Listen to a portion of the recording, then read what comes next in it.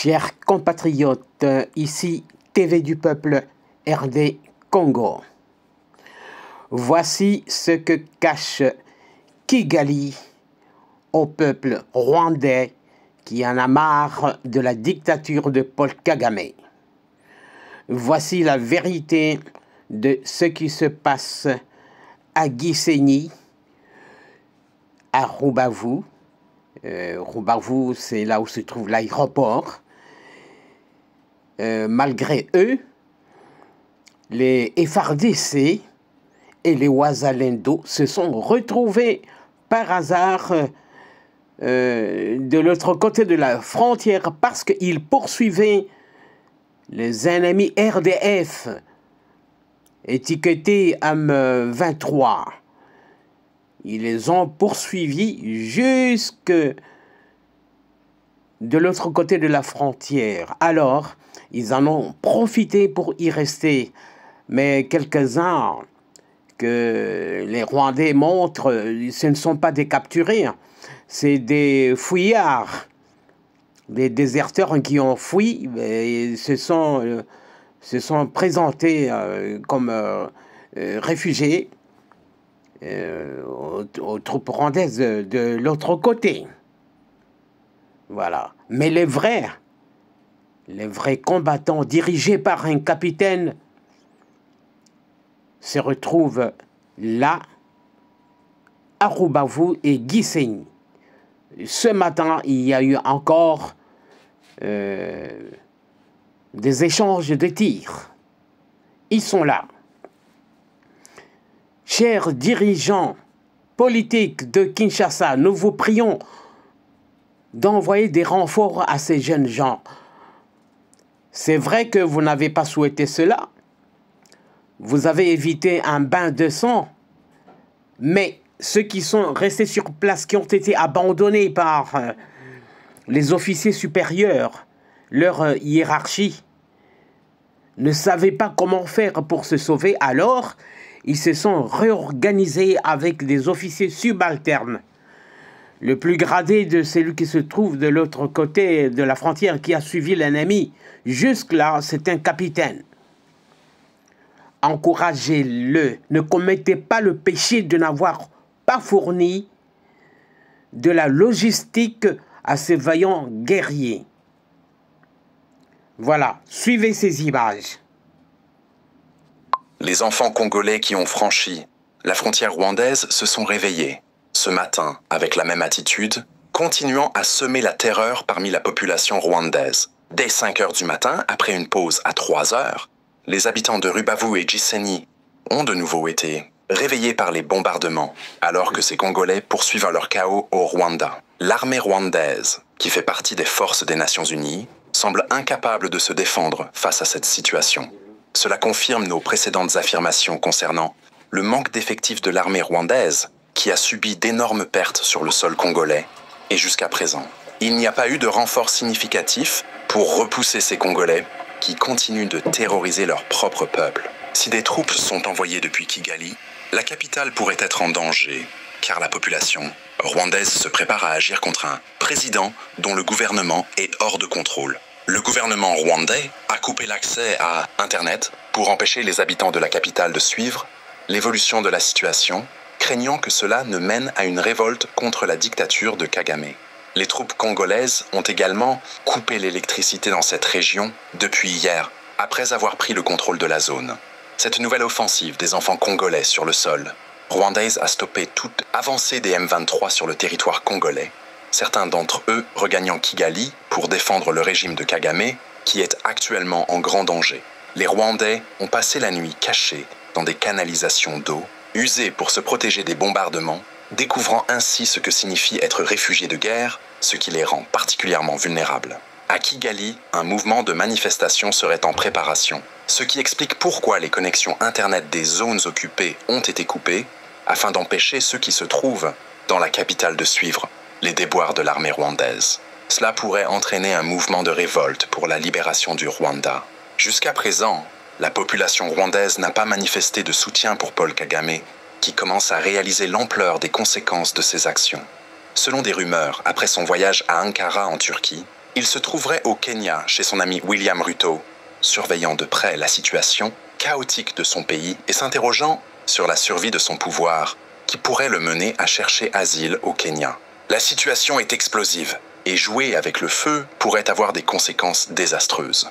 Du côté de Goma, la dernière poche de résistance de ces hommes, en débandade depuis hier, est en train d'être neutralisée un à un par les forces congolaises, dont les corps gisent encore dans les zones de combat. Espérons que le président congolais Félix Tshisekedi n'ait pas comme projet la guerre. Sinon, Kagame pourrait dire adieu à son règne établi depuis plus de 30 ans. La situation là-bas est vraiment complexe et tendue. Les personnes qui vivent cela traversent des moments incroyablement difficiles.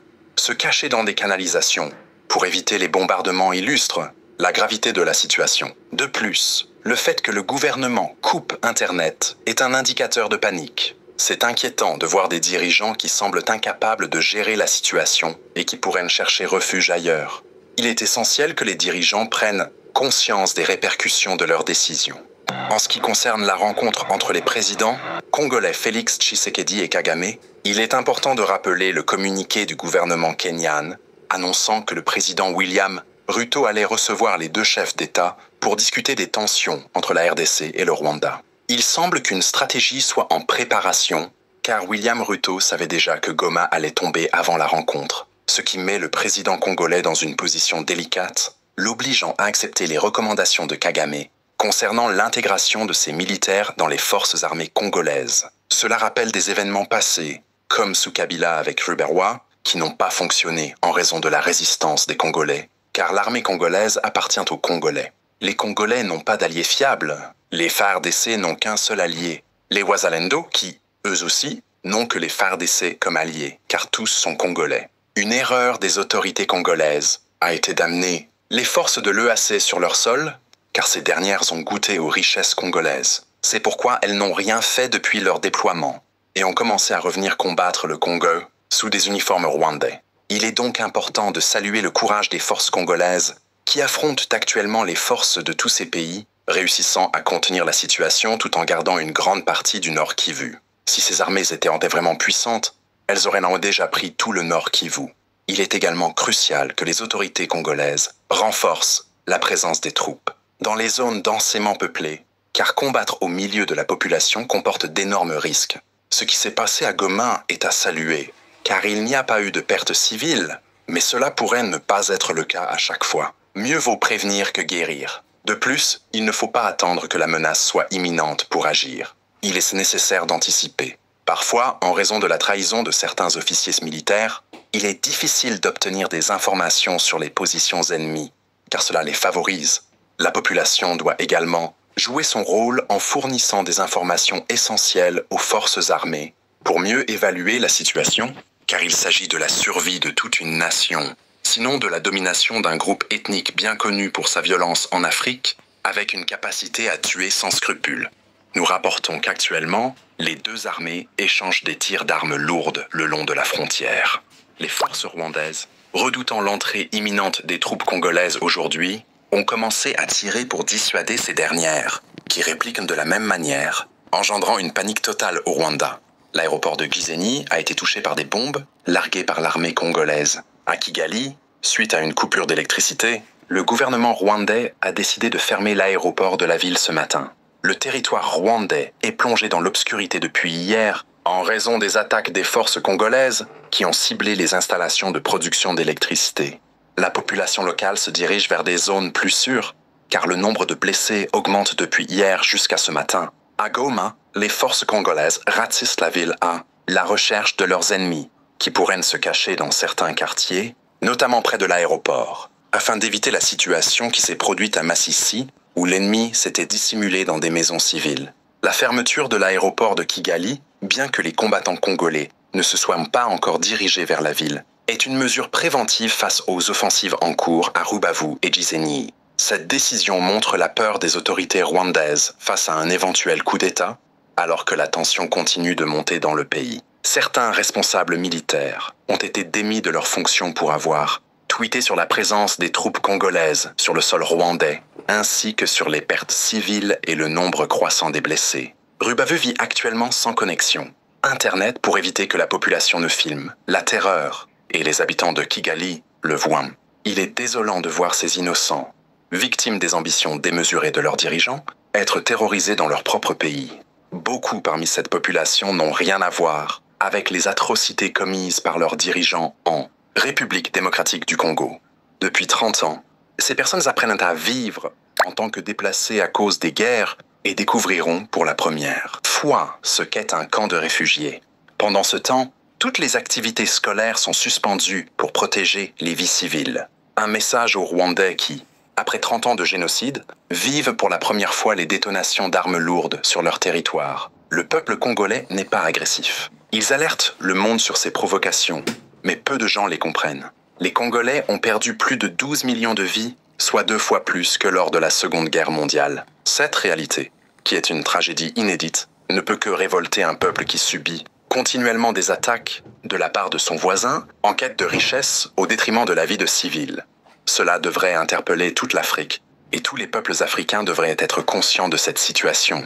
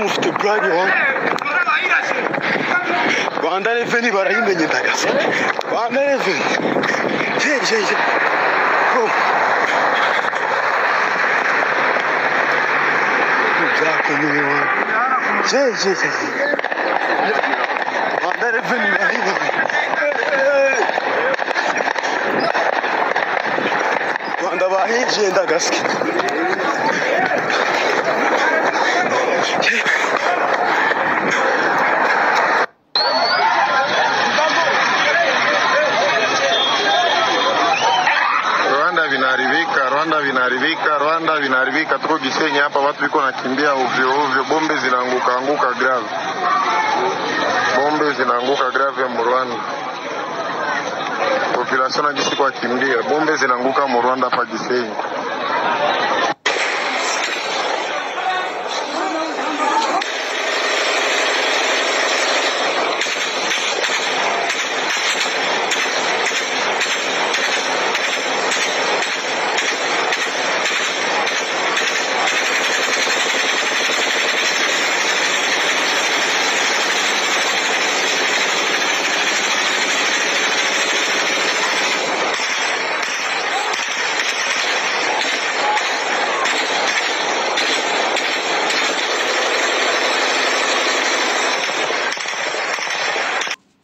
Chers compatriotes, Bandegonabiso, donc Boyebi vérité, Boyoki Yango vérité Yango wana. Donc situation oitokomi nango na Gisenyi na Rubavu, ezali ko résulter na abandon par les autorités de l'option de combattre les M23. Leur bakotaki, tango bakotaki na Goma, Baebisi bango et lokomoko esalema te pona ko éviter carnage. Sikoyo basoda na biso ba vaillant combattant balobi toyebi mode opérateur na bango soki to mitiki na maboko na bango, donc bako assassiner biso, donc bako massacrer biso toyebi bango déjà. Donc ils se sont dit on se prend en charge. Alors, leurs commandants, les officiers supérieurs, les vice-gouverneurs, tout le monde est parti. Les 8000 casques bleus qui sont là, ils sont partis. Et ils les ont abandonnés. Ils étaient plus de 4000. Alors, ils se sont partagé les tâches, ils se sont défendus et voilà, ils ont poursuivi, certains ont poursuivi les ennemis RDF étiquetés M23, ils les ont poursuivis jusqu'à Gisenyi. Et c'est la conséquence de cela qui fait qu'ils soient là jusqu'à présent. Aucun d'eux n'a été capturé. Ne suivez pas ce qu'on a présenté là. Ça, c'est des fouillards, des déserteurs qui ont fui Goma, qui ont traversé et se sont rendus de l'autre côté. Voilà. C'est la vérité. Pour moi, maintenant, ces officiers-là doivent démissionner. Le ministre de la Défense doit démissionner. Le chef d'état-major doit démissionner. Comment voulez-vous que le commandement soit fait maintenant par un capitaine, un officier subalterne?